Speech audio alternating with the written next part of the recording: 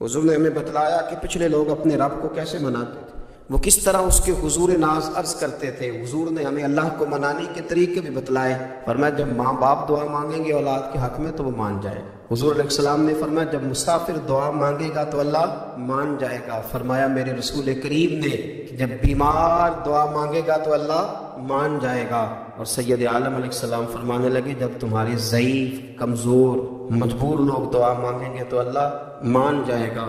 اور حضور نے فرمایا جب تم فرض ادا کر کے دعا مانگو گے تو اللہ مان جائے گا۔ اور میرے محبوب نے فرمایا جب پچھلی رات اٹھ کے تم اس کے حضور عرض کرو گے تو وہ تمہاری دعاؤں کو قبول کر لے گا، وہ تو مان جائے گا۔ اور حضور نے ہمیں دن بتائے، فرمایا جمعے والے دن مانگنا مان جائے گا، شب قدر کو مانگ لینا مان جائے گا، شب برات میں دعائیں کرنا وہ مان جائے گا، رمضان کی راتوں میں مانگنا مان جائے گا، قرآن پاک کے ختم کے موقع پر دعا کرنا مان جائے گا۔ طریقے بتلائے۔ اب یہ ہے کہ ہم نے تو مانگنا تھا نا اس کی بارگاہ، ہم نے تو حاضر ہونا تھا، ہم نے آگے بڑھنا ہے، اس کے حضور عرض کرنا ہے۔ حضور نے ہمیں بتلایا کہ مومن متقی ہوتا ہے نا، پرہیزگار ہوتا ہے، تو اس نے کچھ نیکیاں بھی کی ہوتی ہیں، اس طرح اسے اپنے گناہوں کا پتہ ہوتا ہے نا، تو اسے پتہ ہوتا ہے کہ نہیں یار فلاں کام میں نے فقط اللہ کی رضا کے لیے کیا ہوا ہے، اور میرا اور میرے رب کا راز ہے۔ فرمایا جب تم بڑے الجھ جاؤ نا، جب تم بڑی آزمائش میں آ جاؤ اور جب تم سمجھ لو کہ اب میں بڑی تکلیف میں آ گیا ہوں، تو پھر ایک طریقہ حضور نے ہمیں اور بھی بتلایا مانگنے کا، ایک اور طریقہ بھی بتلایا، اور وہ روایت صحیح مسلم میں موجود ہے۔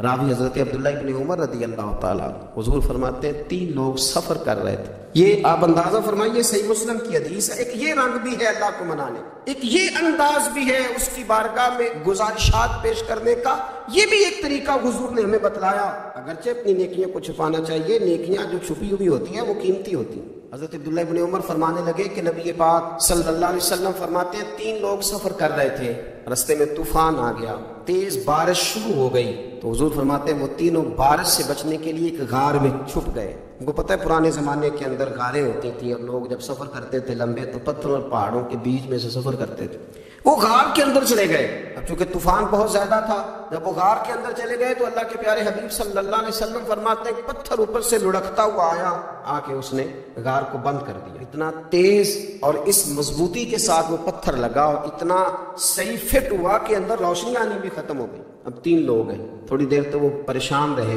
کہ شاید اب کبھی بچ نہیں سکیں گے، شاید چاروں جانب اندھیرا ہی ہے اور اندھیرا ہی رہے گا، شاید یہاں سے نکلنے کے لیے اب ہمیں کوئی رستہ میسر نہیں آئے گا۔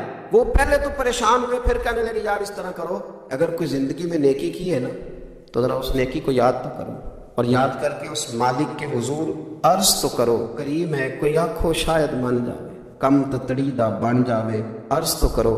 یہ آپ اندازہ فرمائیے یہ بات بیان کون کر رہا ہے؟ یہ مدینے والے رسول بیان کر رہے ہیں، یہ نبی پاک علیہ السلام نے بیان فرمایا، رسول کریم علیہ السلام نے ہمیں بتلائی یہ داستان محبت۔ حضور فرمانے لگے ایک نے ان میں سے ہاتھ اٹھائے اور اس نے انداز کیا چھیڑا، عرض کرنے لگا اللہ تو جانتا ہے نا میں نے بکریاں رکھی ہیں، میں غریب ہوں، مزدور ہوں، اور مالک تجھے بھی جانتا ہے کہ میرے بچے بھی ہیں، بیوی بھی ہے، پر میں جب بھی گھر لوٹا ہوں تو دودھ میں نے بچوں اور بیوی کو پہلے نہیں دیا، بوڑھے ماں باپ کو پہلے دیا۔ وہ غار میں تنہا بیٹھے ہیں اور اپنے مالک کو منا رہے ہیں، عرض کرتے ہیں اللہ تجھے یاد ہے نا ایک رات جب میں بڑی دیر سے لوٹا تھا، لکڑیاں کاٹتے درخت تلاش کرتے مجھے دیر ہو گئی، میں دیر سے لوٹا تھا، نیت یہ کر رکھی تھی کہ دودھ سب سے پہلے ماں باپ کو پلاؤں گا، مالک جب میں لوٹا تو وہ بوڑھے تھک کر کے سو گئے تھے، میری بیوی نے مجھے کہا کہ بچوں کو پلا دو، وہ سو گئے، تو میں نے کہا نہیں میرے ذمے ہے ان بوڑھوں کے دل کو ٹھنڈا کرنا، ان سے پیار کرنا۔ اے مالک فجر ہو گئی، آفتاب طلوع ہونے کا وقت آ گیا، پر میں نے ماں باپ کے بیدار ہونے کا انتظار کیا،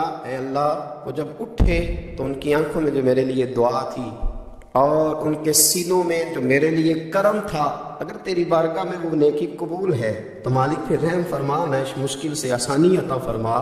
سنو سنو، رسول کریم صلی اللہ علیہ وسلم فرماتے ہیں کہ اس بندے کی دعا مکمل ہوئی تو پتھر تھوڑا سا سرک گیا، اور اتنا سرکا کہ آسمان نظر آنے لگا۔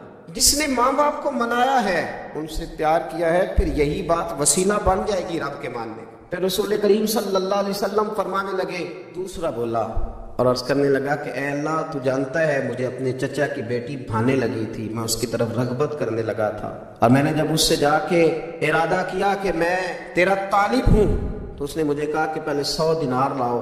تو اللہ میں نے مشقت کر کے 100 دینار جمع کیے، اور جب میں پوری طرح اس پر حاوی ہو گیا، وہ میرے قبضے میں آ گئی اور گناہ کا میں نے ارادہ کر لیا، تو اس عورت کے منہ سے ایک جملہ نکلا کہ اللہ سے ڈر. اے مالک، وہ میرے قبضے میں تھی.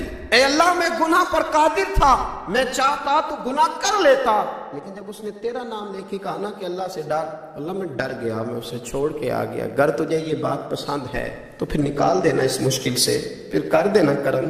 اللہ، میری بھی تو چڑھتی جوانی تھی نا، میں بھی تو سب کچھ کر سکتا تھا، پر تیرے لیے، تیری خاطر میں لذت گناہ سے باز رہا، تو اللہ تو رحمت فرما دے.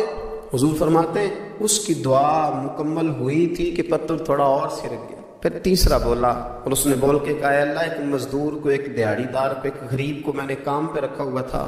یہ تیرا اور میرا راز ہے اللہ. وہ مزدور، وہ دیہڑی دار میرے پاس کام پہ لگا تھا، کچھ چاول میں نے اس کی اجرت مقرر کر دی کہ تو کام مکمل کرے گا تو میں تجھے دوں گا. اور جب اجرت لینے کا وقت آیا تو وہ بگڑ کر ناراض ہو کر چلا گیا. میں اسے ڈھونڈتا رہا، وہ مجھے ملا نہیں. میں نے اس کے چاولوں کی قیمت کاروبار میں انویسٹ کر دی، اس کا تھوڑا سا سرمایہ پر میں نے کھایا نہیں. پھر وہ مجھ سے میں کاروبار کرتا رہا، اور اتنا کاروبار کیا کہ بہت ساری گائیں اور ان کے چرواہے تیار ہو گئے. وہ سالوں کے بعد لوٹا.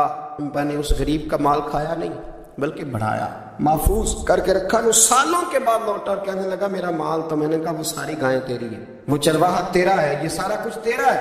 کہنے لگا تو مجھ سے مذاق کرتا ہے، میں غریب کہاں اور اتنی بڑی گائیں کہاں، تو مذاق کرتا ہے. تو میں نے کہا مذاق نہیں، میں نے اپنے رب سے ڈر کے تیرے مال کی حفاظت کی، یہ تیرا ہے. اے اللہ، میں کھا بھی تو سکتا تھا نا، پر تجھ سے ڈر کر میں نے وہ سارا محفوظ رکھا.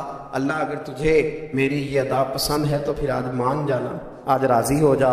اللہ کے رسول فرماتے ہیں اس کی دعا مکمل ہوئی تھی کہ پتھر لڑکا اور ان کے لیے رستہ بن گیا. وہ باہر آ گئے تو حضور نے ہمیں بتلایا کہ وہ تمہاری نیکیاں جو چھپی ہوئی ہیں، وہ تمہاری نیکیاں جو تم نے خالص اللہ کی رضا کے لیے کی ہیں، ان نیکیوں، ان اعمال کا وسیلہ بھی تمہارے رب کے ماننے کا ذریعہ بن جائے گا. اس کو منایا جائے، اس کے حضور حاضری دی جائے، اس سے بخشش کا سوال کیا جائے، اس کی بارگاہ میں یہ گزارش کی جائے کہ اللہ، غریبوں، مجبوروں، کمزوروں اور ان لوگوں کے صدقے جو اللہ رستہ دیکھ رہے ہیں کہ رستہ کب کھلے گا، جو تیری بارگاہ کرم کے سوالی ہیں، ان کے صدقے تو رحم فرما، تو کرم فرما.